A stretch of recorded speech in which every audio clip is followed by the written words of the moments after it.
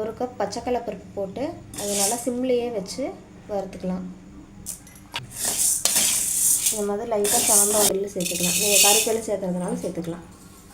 நல்லெண்ணெய் 1 ஸ்பூன் ஊற்றிக்கோங்க. வரமிளகா 6, பூண்டு ஒரு 10 பல் போட்டு போட்டு நல்லா வணக்கிக்கலாம். இது ஓரளவுக்கு நல்லா வணங்கினோடனே கருவேப்பிலை தழை 1 கைப்பிடி அளவுக்கு போடுங்க.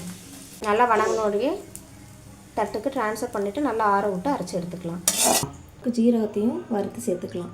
வரமிளகா சேர்த்து ஒரு அரை அரைச்சிக்கலாம்.